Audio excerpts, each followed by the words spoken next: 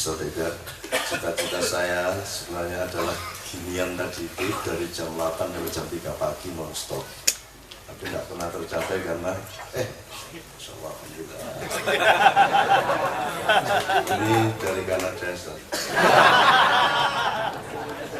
Ya, merintis kan Kanada luas, terus dibikin kota-kota lah, orang Madura menyumbang satu kota. Namanya Runtuh-Runtuh. Dengan orang Madura nyebutnya Turuntuh. Alhamdulillah. Ya ayyuhal muzammil, qumil laila illa qalila. Saudara, andaikan suatu hari Makyahan itu bisa sholawatan untuk sholawat maulid tok lengkap itu, aduh alangkah indahnya. Tapi kita belum pernah sanggup menyelenggarakan itu karena masih banyak yang urgen, masih banyak yang darurat, masih banyak masalah yang harus dijawab bersama-sama. Ono sing cili-cili, ono sing sedang, ono sing gede. Nah, sebelum saya minta kepada beliau sebebas-bebasnya antum ngomong apa saja, cerita apa saja, supaya antum kenal ini orang tidak ada masalah. Saking banyaknya masalah, sampai akhirnya wis ora dianggap masalah, wis biasa kaya ngono kuwi. Tai we krasa roti wis. Jadi kalau asal usulnya, kalau wilayah dari mana aja Mas? Yang Jogja dan sekitarnya, Jogja, Sleman, Bantul gitu, Gunung Kidul ya, semua ya. Yang dari luar DIY, Purworejo, Nganjuk,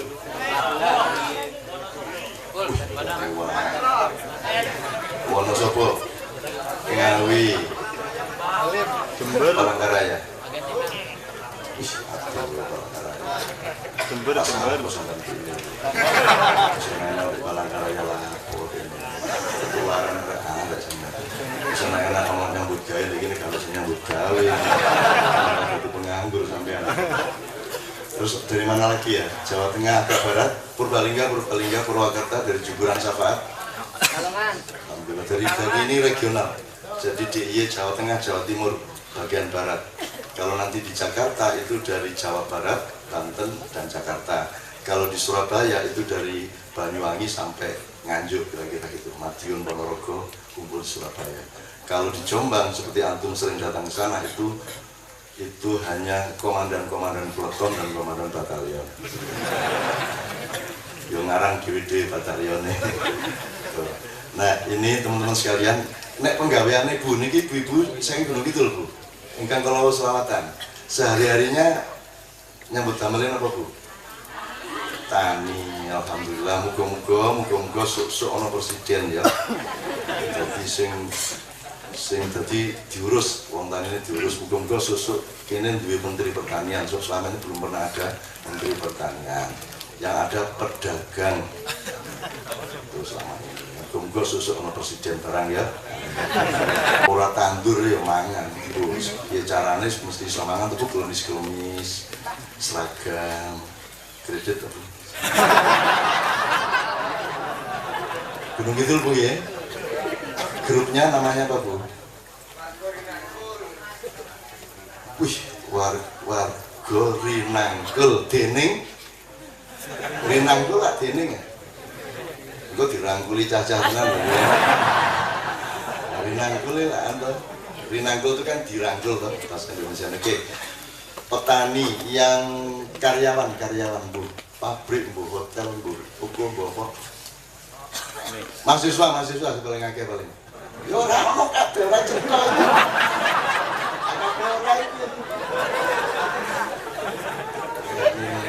Ini wajah-wajah yang tanpa wajah. Ora cerita penggaweane. Tapi Menteri dedek kok piye? Tapi kalau usianya kan 20 sampai 40 gitu ya. Foto karo aku. Nah aku kan 40 punjul selawe tahun udah. Pak Muzamin kali likur.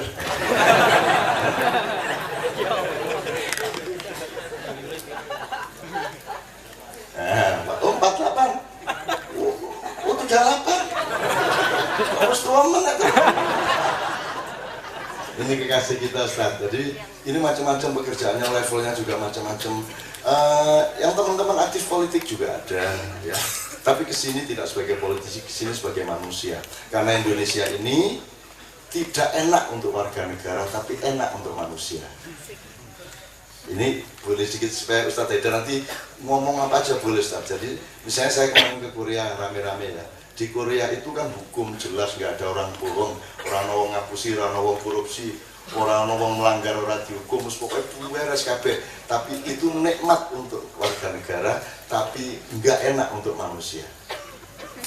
Saya jadi manusia repot merokok raiso, harus jagongan, lapor ke polisi, buyu cekakaan, tonggo terganggu. Kue rapi enak jadi manusia, jadi warga negara penak. Di Indonesia ini untuk warga negara bosok-sok, urusan apa wae serai cetong, ini untuk manusia enak luar biasa. Kita di sini bisa jadi manusia. Kita harus melindungi diri sendiri sehingga kita kuat gitu. Ini kudu golek pangan dhewe, kudu keamanan dhewe. Terus apa sing nglindungi? Polisi we kudu nglindungi malah ngancam, gitu. Sok-sok ngono lho ya. Jadi Indonesia itu tidak enak untuk warga negara, tapi nikmat untuk manusia. Makin banyak problem, makin baik. Karena manusia disuruh Allah menjadi pejuang. Semakin banyak masalah, semakin banyak PR, semakin banyak tantangan, semakin banyak ijtihad, kan begitu. Jadi ya Allah perbanyaklah masalah. Satu lagi, satu terakhir, supaya teman-teman ini menyadari nikmatnya hidup di Kepulauan Nusantara ini. Kalau di Amerika, di Jepang, di Eropa, di Korea itu ketat, nggak bisa melanggar. Terus pokoknya cetok kabeh. Motor kok nang trotoar wis sesuk tagihan metu. Lampu merah kok keliwatan setengah meter tagihan sesuk. Ning kene ambek lampu merah isih 30 bareng macam ya. Kalau ditanya, loh nggak kelihatan ya Pak? Apalagi di Jogja kan Ustadz Haidar, kalau antum nyetir di Jogja, antum akan bingung di perempatan jalan karena Anda harus taat kepada apa yang Anda dapat, pasti tidak paham. Karena ada tulisan belok kiri ikuti lampu apil. Nah, apa apil ini? Akhirnya nganggo motor browsing. Ya, saya apil ini gitu. Apa apil ini? Coba diperhatiin, nanti di situ mungkin ada di perempatan ada apil di situ di meturing road kuwi, ah niku ikuti lampu apil. Jadi wong Indonesia iki seneng mubeng-mubeng. Lho, mbok wis ikuti lampu lek setiap rumangsane apa lampu Petromak. Ya wis lampu perempatan ya. Punya konteks, punya asosiasi kalau yang disebut lampu di perempatan jalan pasti lampu lalu lintas. Orang mungkin lampu taman, sentir, jadi cukup lampu enggak di sini tulis apil. Tak digoleki akhirnya ketemu alat peraga apa? Alat peraga ini apa? Lalu lintas. No, ini aku ngerti. Instrumen. Oh, jadi alat peraga instrumen lalu lintas. Nah, alat peraga instrumen lalu lintas itu, alat peraga itu instrumen apa itu? Alat peraga itu ya instrumen. Nah, sing dimaksud instrumen atau alat peraga itu apa? Lampu tuh. Jadi double lampu, alat instrumen. Jadi pitik, chicken, ayam.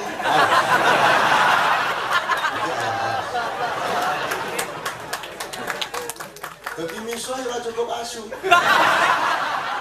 Album drop asu. Apa-apa tak buktinya alat peraga instrumen. Lah alat peraga karo instrumen iki bedane apa? Kakak ngaji, ya ngaji. Kayak dek kurang tahu. Oh, Indonesia iki jan nyenengke tenan. Nyenengke tenan ya Allah. Di sembarang itu. Wong mbok wis taati Bang Jo selesai masalah.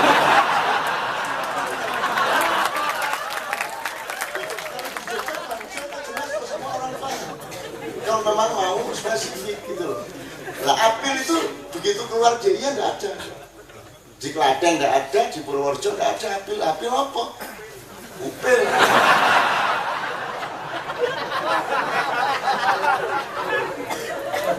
Di sini ISIS galakannya ada di Wonosobo, itu ada ISIS. Soalnya angin aja Surabaya ongkep sumuk. Kamu ISIS ini. Ambok Amerika sibuk karo ISIS kene ora masalah. ISIS ndasmu panas. Ya.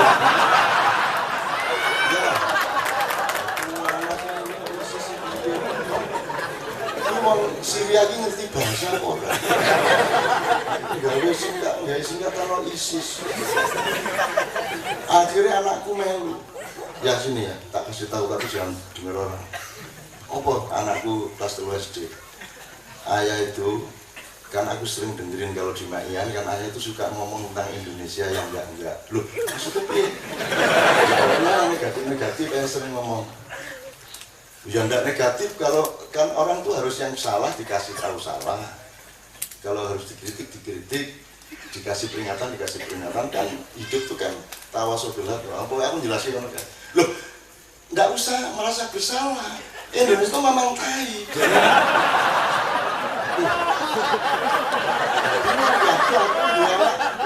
Lagi kelas terus Indonesia itu memang tai sejak dulu ya tai. Iya tai piye? Karena Indonesia itu kan tanah air Indonesia.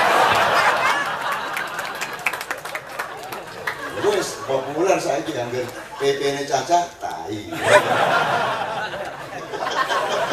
Maksudnya tanah air Indonesia. Menyenangkan.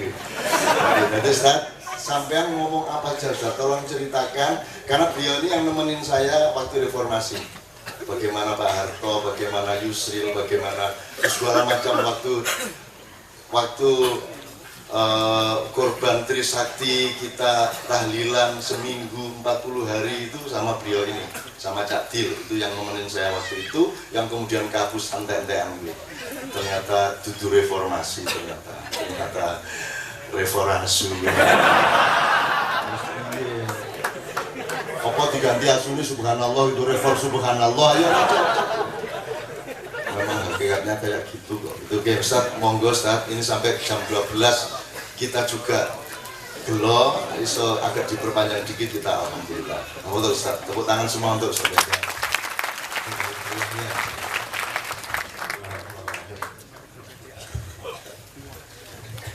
Bismillahirrahmanirrahim. Saya sebenarnya datang dari Jakarta memang khusus untuk hadir di acara ini.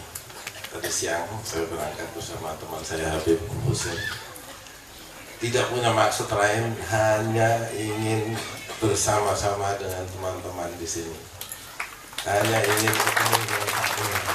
Dan buat saya itu ibarat seperti ngecas baterai gitu.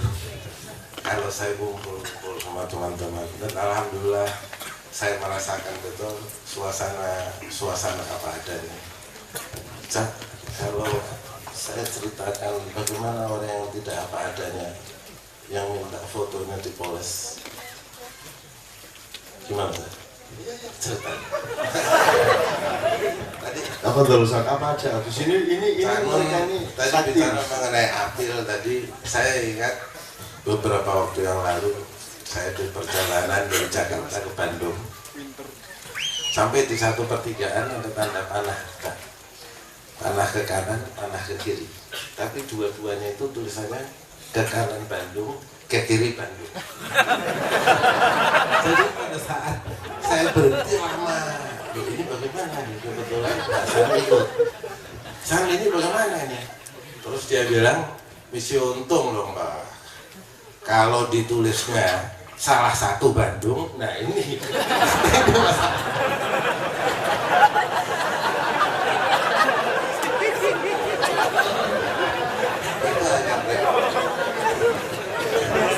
ada yang saya terkesan teman-teman yang di sini tampil apa adanya seperti mana Cak Nun. Saya sangat kenal Cak Nun ini betul-betul apa adanya.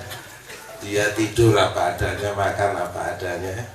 Makan itu kalau kata Cak Non ya kalau lapar, tidur itu ya kalau ngantuk. Bukan mesti kasurnya begini, bukan mesti bantalnya begini, bukan mesti gulingnya begini. Kalau ngantuk ya tidur. Dan itu memang benar apa adanya semua. Maksudnya kalau orang ngantuk tidur itu kan nggak ngerti bedanya kasur atau tikar. Ya, kok ruwet-ruwet gitu. Tidur kan selang beda. Yang itu loh kan. Nah, seperti itu. Nah, itu maksudnya. Jadi hubungannya tidur itu ya sama ngantuk gitu. Hubungannya makan ya sama lapar. Seperti itu. Mengenai kesan saya dengan melihat al-ikhwan wa akhwat, saudara-saudara saya ini, ibu-ibu saya, kakak-kakak saya, ustaz-ustaz saya semua yang tampil apa adanya. Saya ingin menceritakan satu ilustrasi yang menarik. Ini terjadi betul seperti salah satu Bandung tadi itu. Pada saat bulan-bulan lalu kan rame orang ribut mengenai caleg segala macam. Pada saat itu banyak sekali desainer-desainer itu mendapat order pekerjaan. Antara lain pekerjaan itu pekerjaan mengedit foto. Kan foto mau dibuat baliho, mesti fotonya kan keren, mesti bagus. Orang datang satu, ini tolong saya buatkan ini foto untuk buat baliho, buatkan. Sudah jadi, sampaikan, waduh ini kerutannya ini terlalu banyak ini. Jadi dikurangi, oh it's okay, dibetulin lagi pakai Photoshop, dibetulin lagi. Udah di, nah ini udah bagus, cuman kulitnya ini terlalu apa, kemerah-merahan. Jangan dibuat yang agak gelap sedikit. Oh oke, bikin. Sudah sampai hampir jadi, dia bilang matanya. Mata itu menentukan ternyata. Mata harus dibuat berkilauan begitu sehingga kelihatan memandang masa depan. Dibuatlah itu ceritanya. Sudah dibuat jadi bagus, sampaikan, Pak ini sudah jadi fotonya. Begitu dia lihat, wah ini bukan saya ini.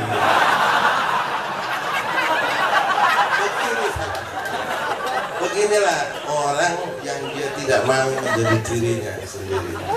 Dia punya hayalan sendiri. Setelah hayalan itu diwujudkan, ternyata dia bilang ini bukan saya. Dan alhamdulillah kita tidak tersiksa dengan hayalan-hayalan untuk menjadi orang lain. Alhamdulillah kita tidak tersiksa. Kita menjadi diri kita sendiri karena dicontohkan oleh Cak Nun yang memberikan contoh langsung di depan mata kita. Dan sangat berbahagialah teman-teman yang ada di dekat sekitar di sini ya, yang selalu bisa hadir, sementara saya mesti dari Jakarta datang sini. Dan saya datang ke Jakarta, datang dari Jakarta bukan cuma sekedar datang loh. Saya masak kan gulai juga buat Hanun. Seperti itu. Saya rasa cukup karena banyak yang tamu-tamu yang akan menyampaikan. Jadi tadi Ustaz banyak sekali cerita sama saya itu di ini asal gini, saya itu kan bukan ahli sholawat. Nah yang bawa saya ke sholawat maulid apa itu Ustaz Ejaz. Jadi saya itu makanya imamnya sekarang mereka ini, saya malah bukan itu Ustaz. Antum ceritain apa aja lah setelah 98 menurut antum, karena dulu saya ngurusin sampai ke Yusril, sampai ke Mulati, sampai ke Pak Harto, sampai ke semua kan gitu. Ya, ya sampai Mas Amin yang namanya panjang itu, yang namanya Al-Fatihah itu loh, terus ya akhiri waladolin.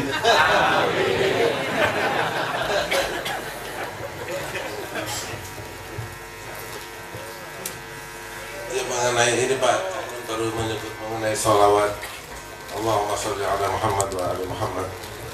Saya ingin sampaikan sedikit bahwa di antara perbedaan orang yang beragama dan tidak beragama itu adalah pandangannya terhadap kematian. Mati itu apa gitu.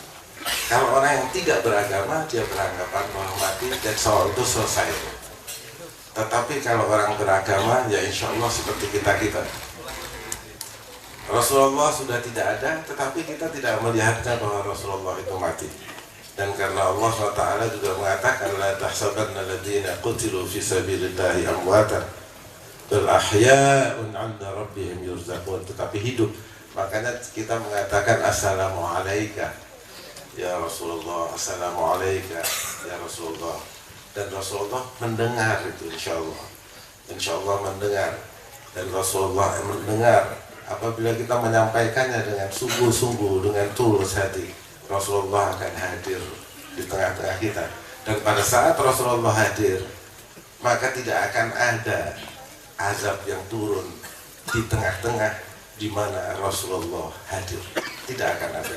Dan insya Allah di ma'iyah seperti ini mudah-mudahan makbul insya Allah. Pengalaman saya rasa cukup. Assalamualaikum. Saya interview aja. Minta waktu 10 menit lagi. Ini kayak jadi gini. Satu, saya manggil beliau Ustadz, beliau manggil saya juga ya Cak Nun, tapi sering kali manggil Ustadz. Jadi manggil Ustadz bukan berarti beliau seorang Ustadz, karena kata Ustadz ini entah bagaimana nasibnya. Jadi antara kami itu memang manggil Ustadz. Jadi ada Ustadz Habib di dalam sana, Ustadz Haidar. Kalau kita ketemu Omai Rama juga manggil beliau Ustadz, manggil saya Ustadz. Saya kalau ketemu Pak Haji, dia manggil Ustadz, Ainun bagaimana kabarnya aneh kok. Aku manggil dia juga Ustadz. Dulu sama Zainuddin, dia manggil Ustadz, saya juga manggil Ustadz. Itu tidak berarti kami Ustadz. Ngerti ya? Nah, kata Ustadz ini nasibnya harus dicari secara epistemologis dan sosiologi kultural ini. Jadi Ustadz itu kan panggilan kayak ini Pak. Terus saya jadi profesi. Dan itu yang Ustadz gitu. Saya kan antum tahu sama Pak Haji Omai Rama itu kan orangnya hatinya sangat lembut gitu. Ketika dia bertengkar sama Inul Ruame, saya ditelepon pas di Kairo, Ustaz, Masya Allah, ini sindikat ini Ustaz, Masya Allah. Cerita tuwa kan mas, tuwa, aku di Kairo. Iya Masya Allah, ya Ustaz, sahih Ustaz, Ustaz ya Allah, Ustaz, anak ikut nangis, tuwa kayak itu, anak ikut nangis Ustaz, soalnya ini Telkomsel Ustaz.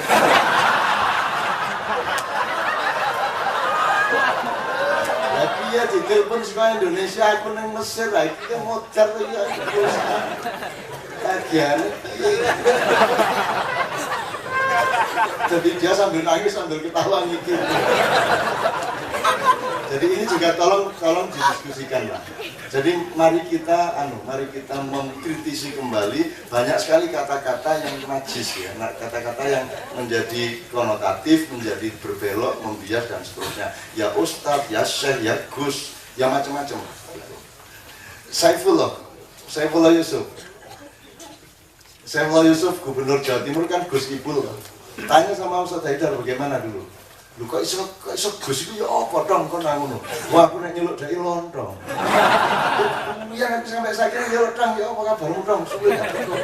Ngono ta cak aja akeh wong aja lontong.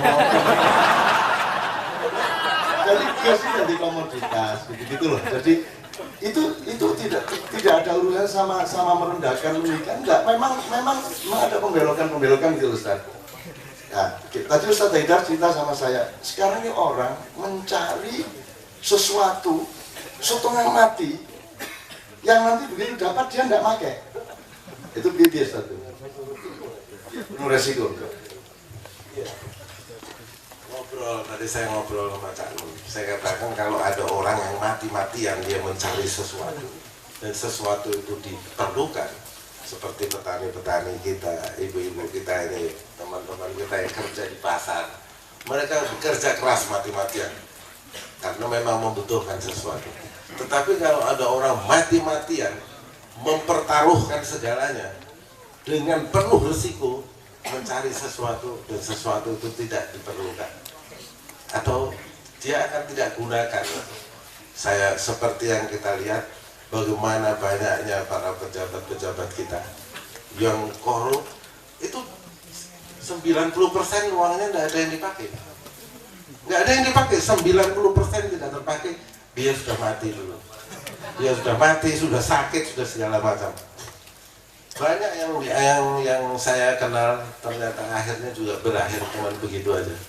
uangnya tidak terpakai, dan anehnya juga tidak dikembalikan juga Kak. Tidak kepake, jadi saya nggak mengerti itu akhirnya untuk apa itu. Nah, ini orang seperti ini gimana Cak menurut antum?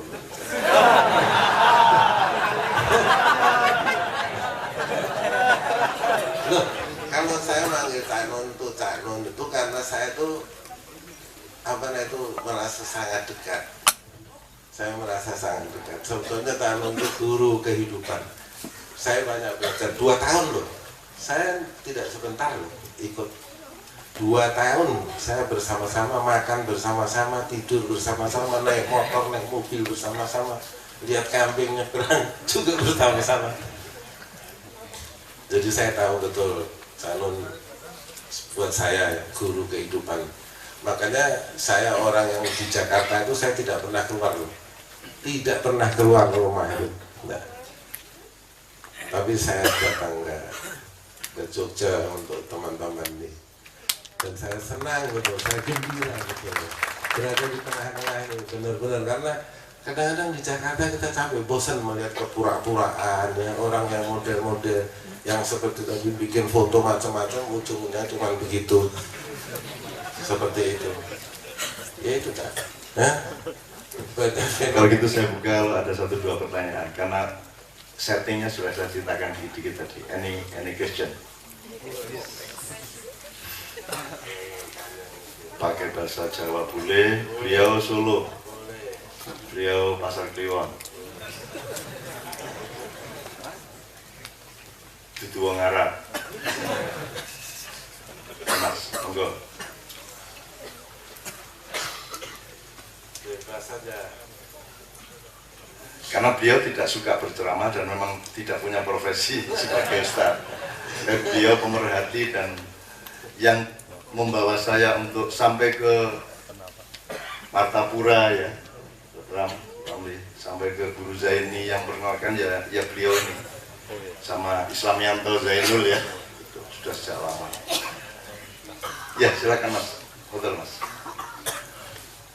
Silakan Mas, mikrofonnya ada.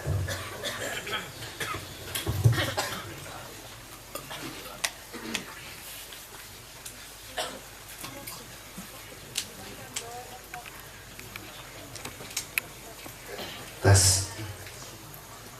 Bismillahirrahmanirrahim. Bukan apa-apa. Yang pertama, yang tadi saya sampaikan kepada Cak Non, habis itu baru kepada Ustadz Haidar. Ini saya mau matur sama Cak Non yang berkaitan dengan dadi gitu tadi ya. Alhamdulillah ini saya mau dadi manten gitu Cak. Jadi nyuwun pangestunipun dumateng Cak Non dan semua teman-teman. Wis latihan durung.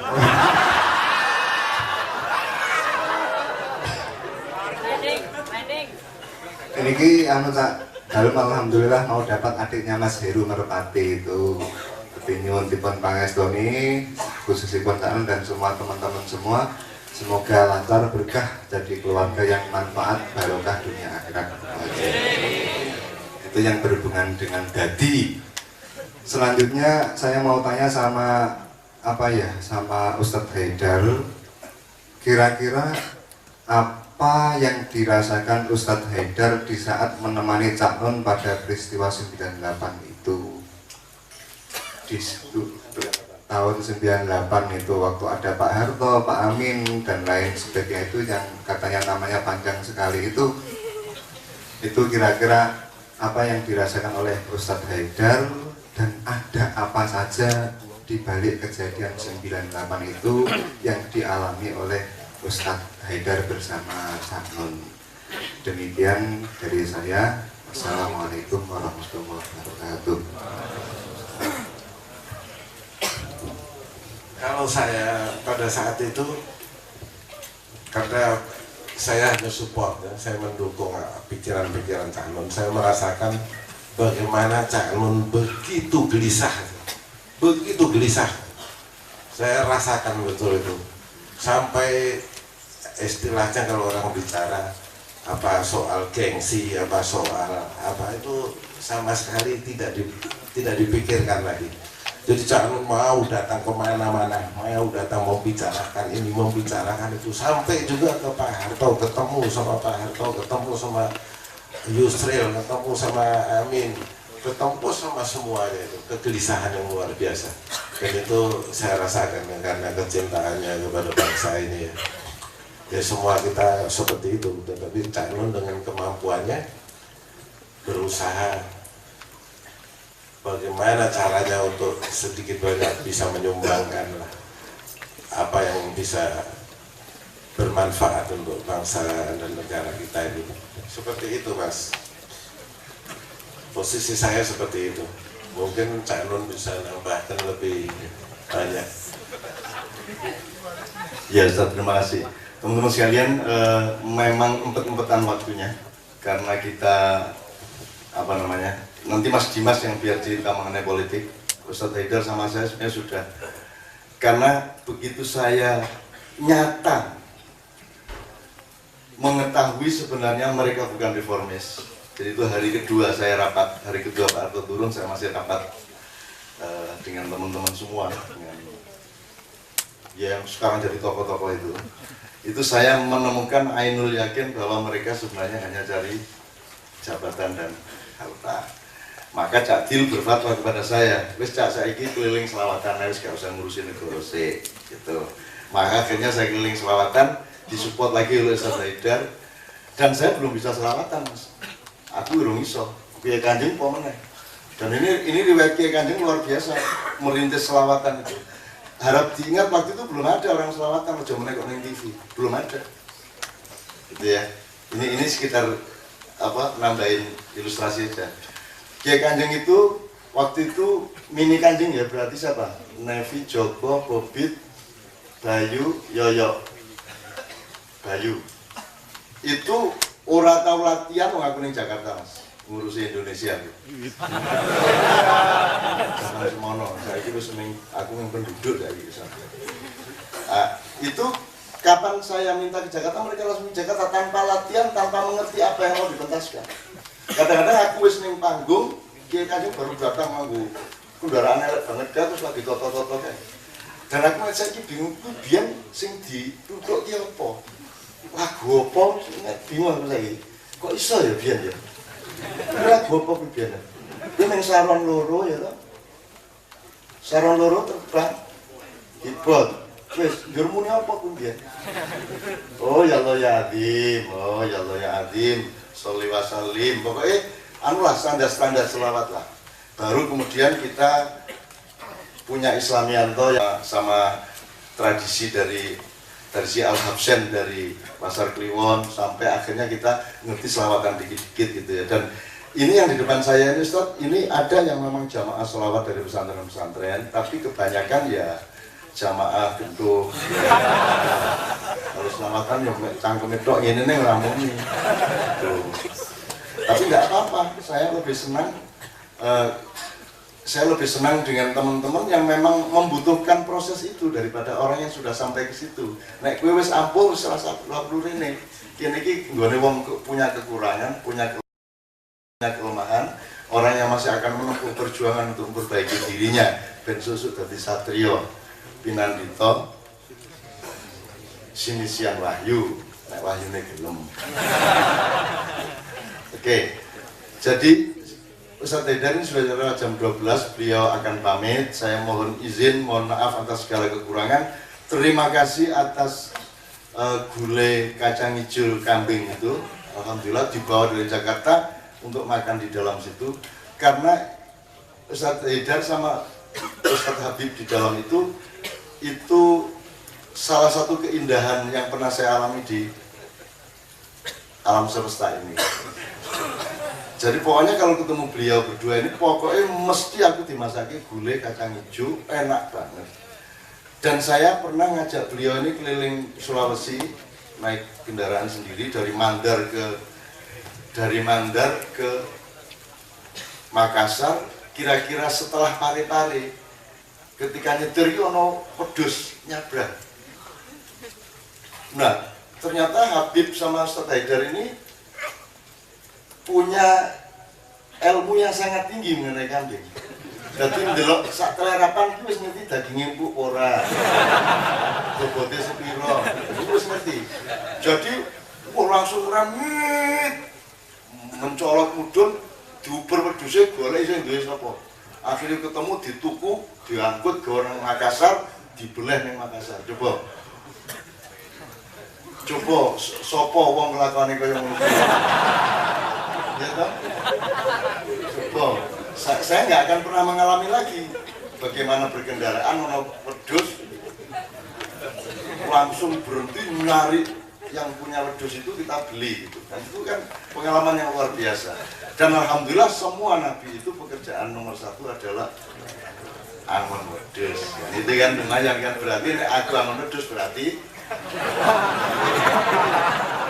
koncone. Ojo ndur dadi pokok wong saiki kan pandangannya jengkal. Punya sains bahwa ayam berkaki dua. Ini ilmu nih, wah pokoknya nek pitik ki sikile loro. Begitu Mustafa liwat, oh pitik. Sikile loro. Nah, jadi begitu cara orang menyimpulkan sekarang. Politik nasional itu disimpulkan secara sepenggal seperti itu. Hanya karena dia punya pengetahuan bahwa ayam itu berkaki dua, anggurono opo wae ning ngarepe sikile loro, berarti kuwi titik lah dia to bisa Indonesia ngono kuwi. Mulane kleru terus. Dadi wah pilkada langsung. Wah saiki DPRD bingung. Padahal kuwi padha wae. Nek sing badani rakyat yo sing langsung. Terus sing 50.000 piye iki?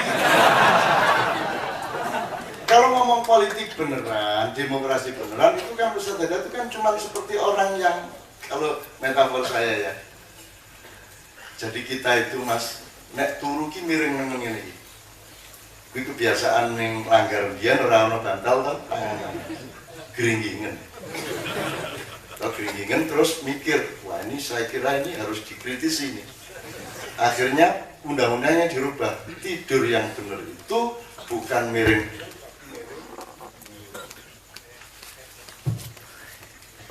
Terus kita bikin undang-undang tidur miring ke kiri. Undang-undang pilkada baru. Terus ini turun set, gringgingnya meneh. Wah ternyata ke kanan maupun ke kiri miringnya sama. Yang benar itu tidur telentang. Terus ini. Terus bikin undang-undang baru tahun 2014 nomor sekian. Undang-undang tidur telentang. Begitu melumah, ngorok, waduh, ternyata ada kelemahannya. Yang benar itu tidur tengkurap. Nah, akhirnya bikin undang-undang baru, turu, mengkurap. Begitu mengkurap, kurang sambuka, semaput. Wah, ini salah. Dirubah menang undang-undang sing bener turun jengking. Jadi kita tuh mubeng. Semua salah, semua benar, wong tidak mendasar kok. Jadi yang harus ditandani itu mindset bernegaranya dulu.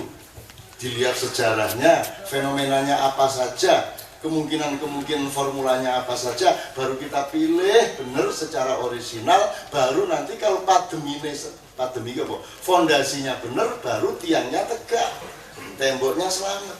Selama fondasinya tidak benar, ambok kowe gawe apa wae kok men ambruk.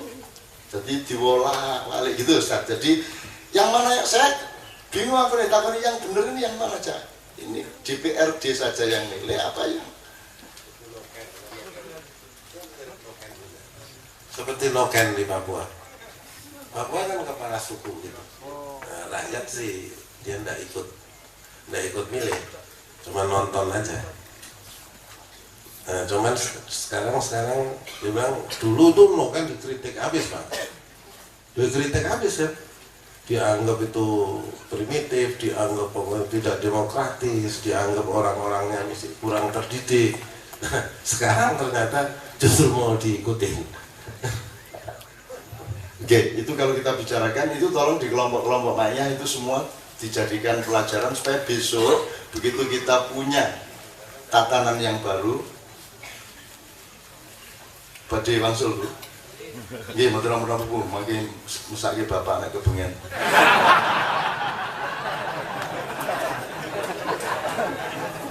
Kang ngomong matur Pak, kula kali Canun ken sedekah. Tepuk tangan untuk ibu-ibu dari Alhamdulillah. Kita semua saling mencintai, saling menyayangi, dan tidak tergantung apa-apa kecuali Allah, Rasulullah, dan kerja keras kita sendiri, serta kejujuran pikiran dan ketenangan hati kita sendiri. Ngono ya pedomane ya. Oke, Ustaz. Ini tadi ngomong apa tadi ngomong? Fondasi ya, itu sudah kita omongkan macam-macam. Jadi ini Mas Haryanto ini dan timnya Mas Haryanto, Mas Gandhi, Mas Zaki itu ibarat sekjennya, sekretariat jenderal Maiyahnya, itu juga sedang terus-menerus mengelaborasi bahwa Maiyah itu punya konsep.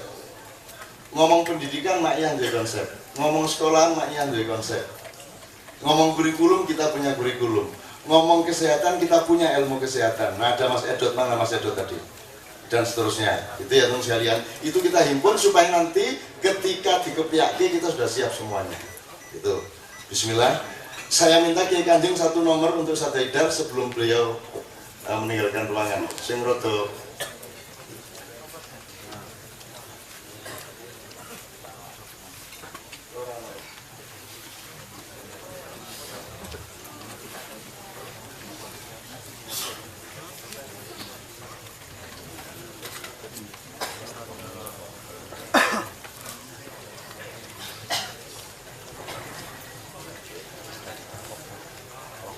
ya, biar Kiai Kanjeng berunding karena Mas Yoyo ini masih sakit, basisnya itu masih sakit, apa tangannya tidak bisa berkebas, jadi beberapa nomor terpaksa tidak bisa dibawakan.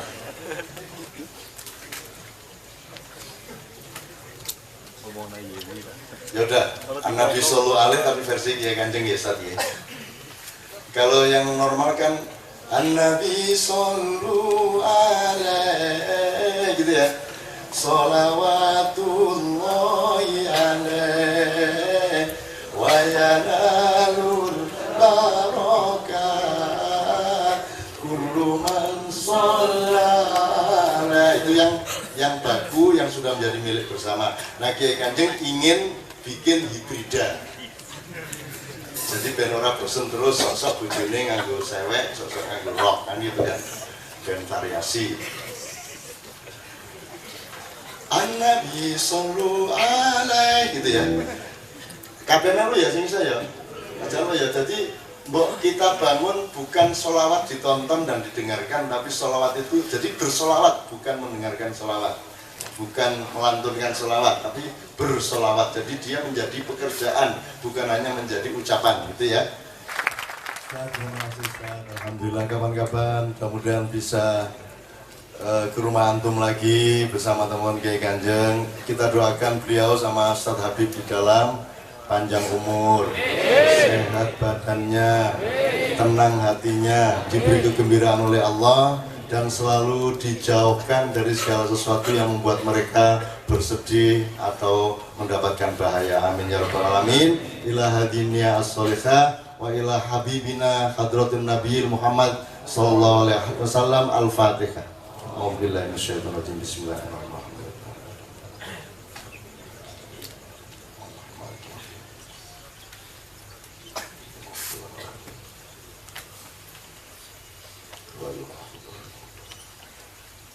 Amin amin ya rabbal alamin. Amin. Ustaz, syukran, tepuk tangan untuk beliau.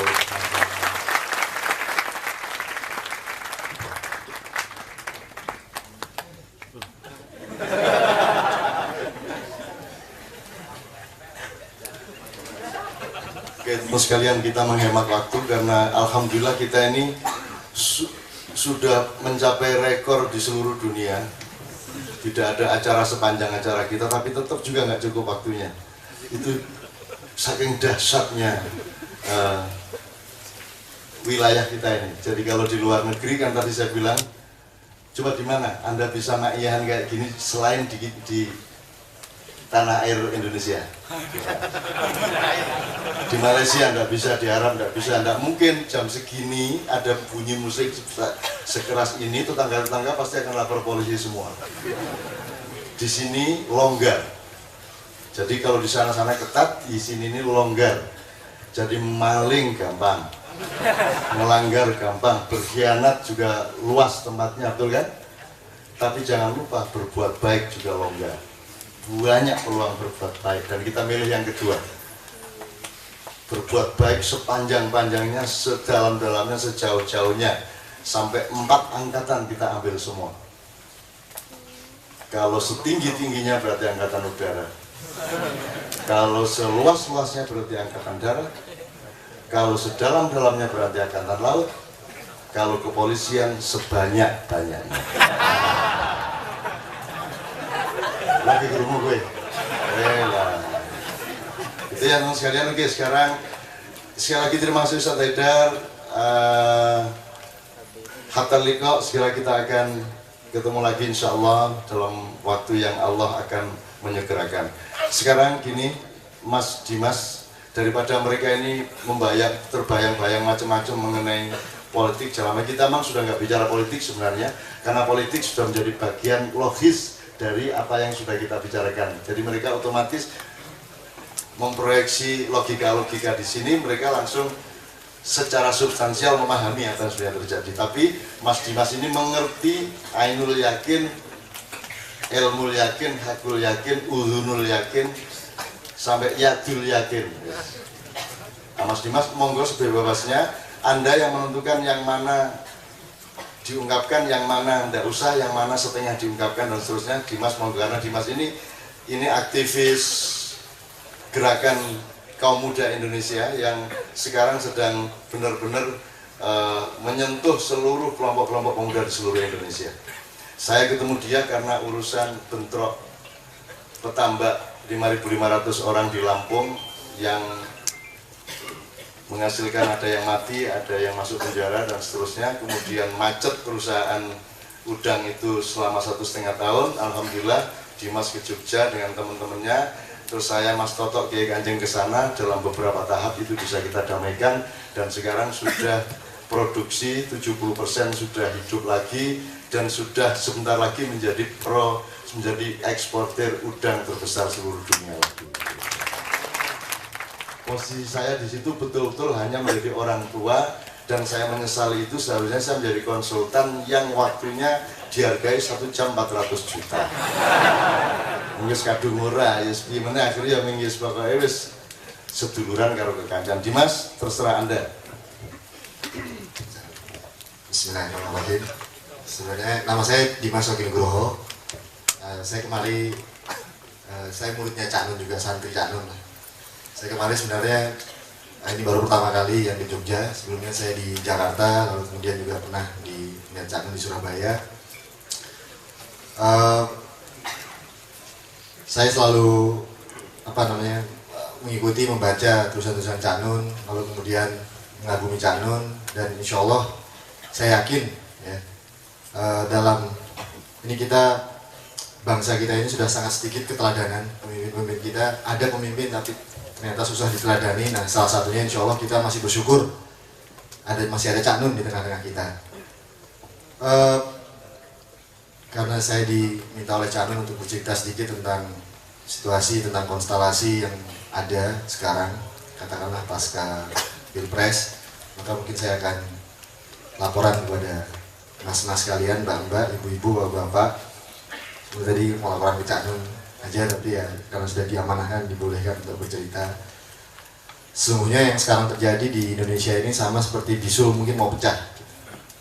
Jadi memang sakit gitu ya, karena memang seperti yang kita lihat bahwa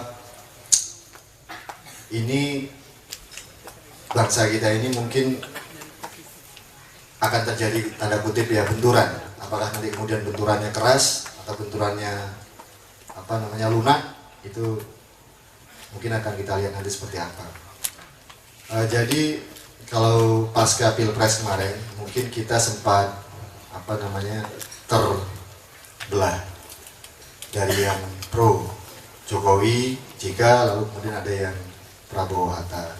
Nah kebetulan alhamdulillah saya kok bisa masuk di situ, kok kenal sama yang ujung kiri sama ujung kanan, lalu atas ke bawah, lalu bisa bicara dengan mereka, mendengar apa yang menjadi pembicaraan mereka, mengetahui.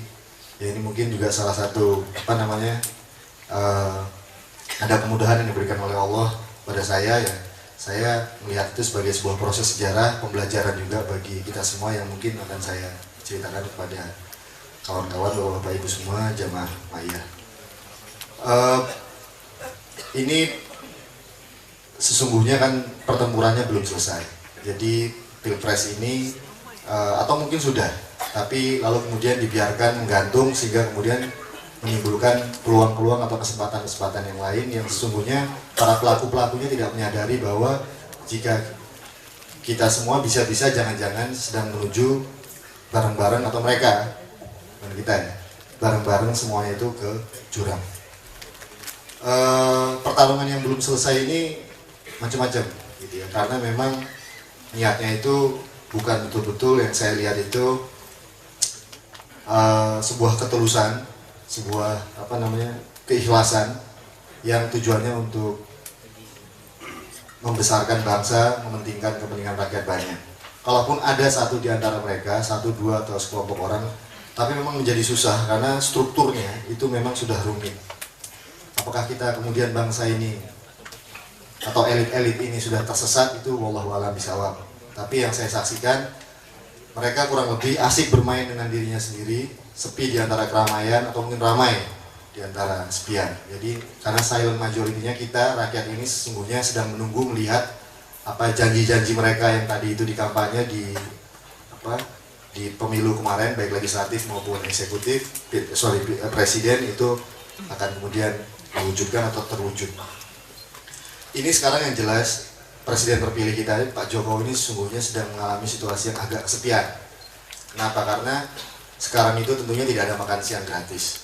Setiap orang itu berusaha atau kelompok-kelompok yang sudah memenangkan, sudah merasa ikut memenangkan, itu tentunya ya tadi itu tidak ada makan siang gratis dan berupaya untuk mempengaruhinya. Terlepas dari, saya tidak akan mengomentari apa yang sedang menjadi komitmen dari Pak Jokowi sendiri, tapi yang terjadi adalah tarik-menarik. Semua kelompok dari partai-partai pendukungnya itu juga sekarang mencoba untuk mempengaruhi beliau, lalu kemudian memasukkan nama-nama titipan-titipan. Tapi tidak hanya partai-partai, tapi juga oligark-oligark, lalu kemudian mafia-mafia atau pengusaha-pengusaha dalam negeri, luar negeri, kekuatan-kekuatan politik yang ada. Karena memang Indonesia ini adalah sebuah tanah yang sangat strategis. Kita semua tahu bahwa Nusantara ini memang diperebutkan sejak dulu. Kemarin Cak Nun saya pengen lihat Gunung Padang kan, karena luar biasa Gunung Padang itu, mungkin kawan-kawan sekalian juga mengikuti di beberapa online, tapi kita belum bisa masuk situ, mungkin kapan-kapan sama Cak Nun kalau boleh. Dan Gunung Padang, karena Gunung Padang itu luar biasa, peradabannya itu konon 5.000 tahun sebelum Masehi, artinya itu lebih dari piramid di Mesir maupun di Amerika Latin itu. Jadi memang ternyata kita juga ini bangsa yang tua luar biasa, dan sesungguhnya kalau tadi Cak Nun sampaikan, fondasi kita sudah cukup matang dulu, karena Anda bisa bayangkan bagaimana peradaban bisa dibangun jika tidak ada organisasi di sana, jika tidak ada fondasi di sana, jika tidak ada political order di sana. Nah, yang saya saksikan sekarang ini, yang kita rasakan semua, kenapa kemudian terjadi semacam situasi yang chaotic, seolah-olah terorganisir tapi ternyata tidak terorganisir, atau seolah-olah kita berjalan tapi mungkin ini ada yang dijalanin, ada yang nuntun. Karena tanpa kita sadari, ini pemimpin-pemimpin kita ini sudah tidak dekat dengan rakyatnya, atau mungkin remote control. Kita nggak persis tahu bahwa apa yang terjadi sebenarnya, tapi memang bahwa autopilot itu apakah fenomena yang terjadi pasca Soeharto semata atau di SBY saja. Kan dulu kita selalu bilang SBY presiden autopilot. Tapi apakah nanti berikutnya memang seperti itu fenomenanya?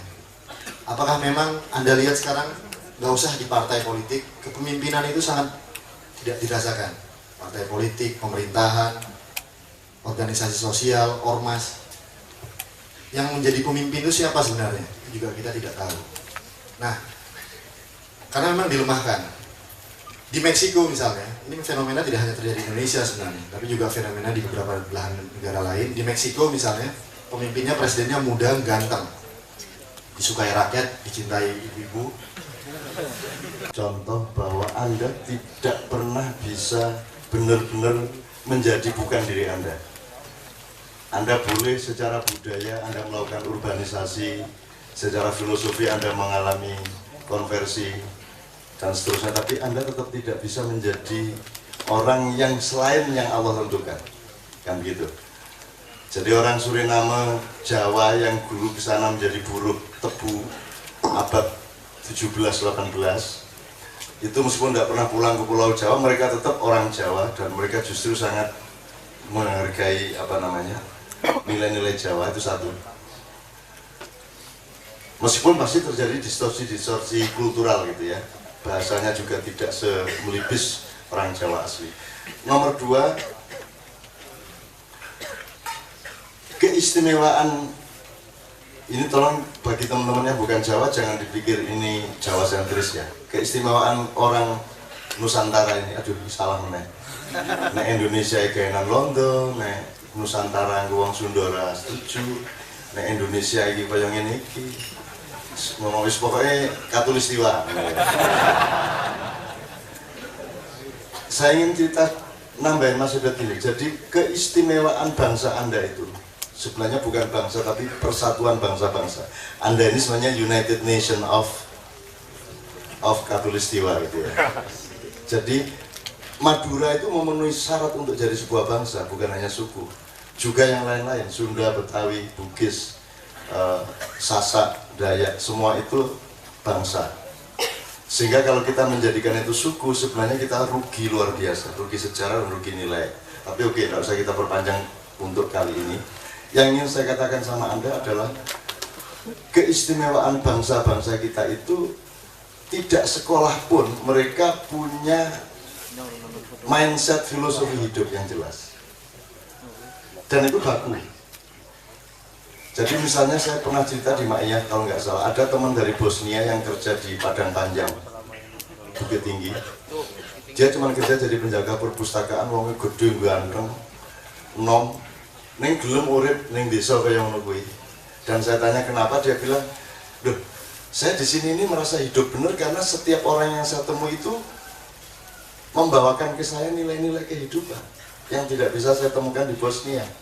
Jadi kalau orang Padang, orang Minang, orang Palembang, orang Jawa, orang Sunda itu dasar-dasar ilmu hidup itu punya. Jadi ilmu Sangkan-Paran dulu ada Tuhan, besok-besok kita ke Tuhan lagi namanya akhirat.